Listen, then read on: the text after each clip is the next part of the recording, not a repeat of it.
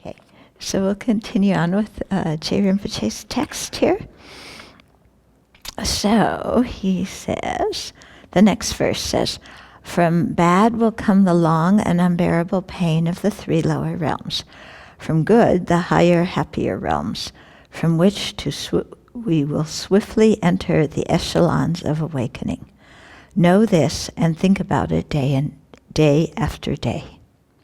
Okay, so the previous verse, he talked about that death is definite, the time is indefinite, and at the time of death, body, possessions, friends and relatives stay behind, but what we take with us is our karma, the imprints, the seeds of the actions that we've done. So this verse goes directly into talking about the general law of karma and its effects. What he doesn't include in this text, because it's a very short text, is the step of taking refuge, which I will include because I think it's important, So when we, really contemplate deeply our mortality, then we become concerned with what happens at death, how to have a good death, what happens after death, and then creating the causes for happiness after death.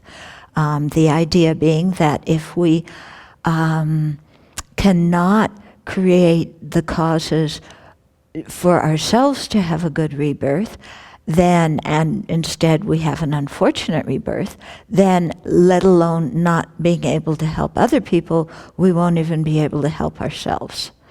Yeah, so definitely if we want to be of service and benefit to others, we have to make sure that we have a good rebirth ourselves. So when we contemplate, this, then we start saying, well, how in the world do I have a good rebirth?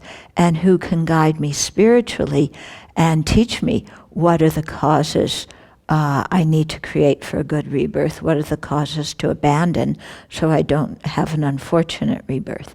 And so that's why the step of refuge comes in here, okay, in the lamrim between contemplating impermanence and contemplating karma. Yeah, because, we get the idea like, ding dong, I better kind of wake up and be aware of what I'm doing in my life and what the purpose of my life is, and, and not just kind of live on automatic, just thinking about my own pleasure. But who's going to guide me? Where do I go? And so that's where refuge comes in, because we turn to the Buddha, Dharma, and Sangha for refuge.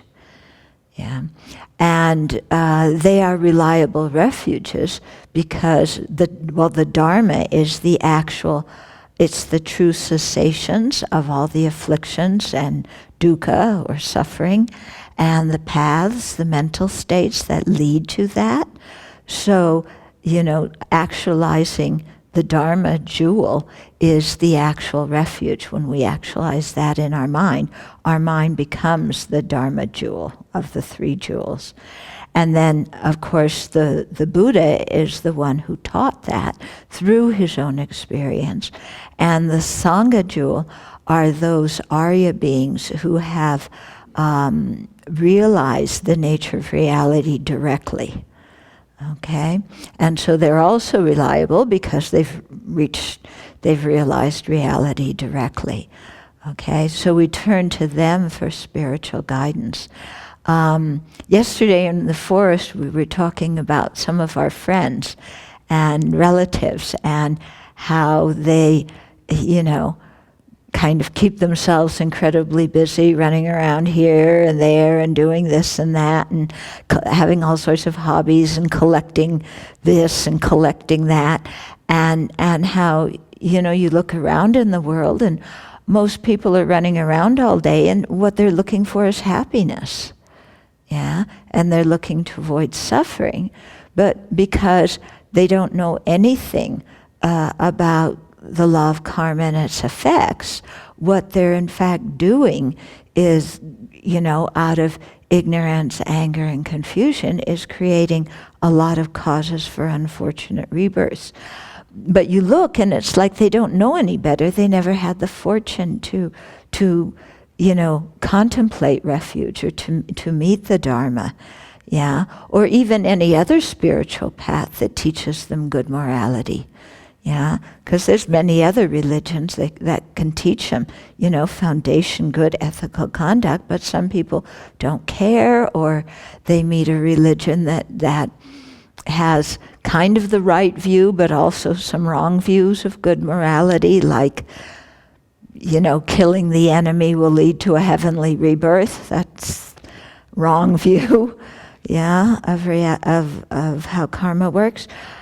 So, when we have the fortune to really think about the Buddha's attainments and the Dharma that is the nature of his mind and what he's realized, and then the fact that this is a practice, a path that was not made up last Friday and marketed in the New Age newspaper, but something, that was taught 25, 26 centuries ago that has been actualized by, people who have practiced it from that time until now, then that gives us a lot of faith and confidence in the efficacy of the Dharma if we practice it. Okay, so, if we listen to the teachings that the Buddha has given, and then, knowing that when the Buddha gives teachings, which are written down in the texts and our teachers read to us and explain, what the Buddha is basically telling us is what he thinks, what's going on in his mind. If you ever kind of thought, well, what goes on in the mind of a Buddha? Read the scriptures, and that tells you, yeah, because he's just saying it from his own experience, how he looks at things, how he cultivates love, how he cultivates compassion, how to realize the nature of emptiness, how to generate deep concentration so that we can really integrate all the realizations in our mind, how to cultivate a spiritual motivation.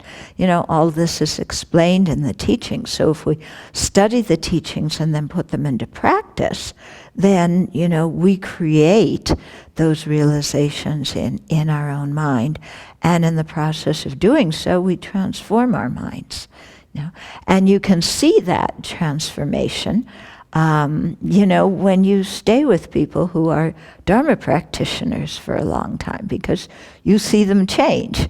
You live with them, and people who used to be really grouchy are now less grouchy, and that's a big improvement, isn't it? And it makes your life a lot happier to live with people who aren't as grouchy. When people who used to be very stingy become generous. And so, you see that if you practice the Dharma, it actually works and transforms the mind. Okay, and so we take refuge in the Buddha, Dharma, and Sangha so that we can learn from them and follow the path that they have actualized.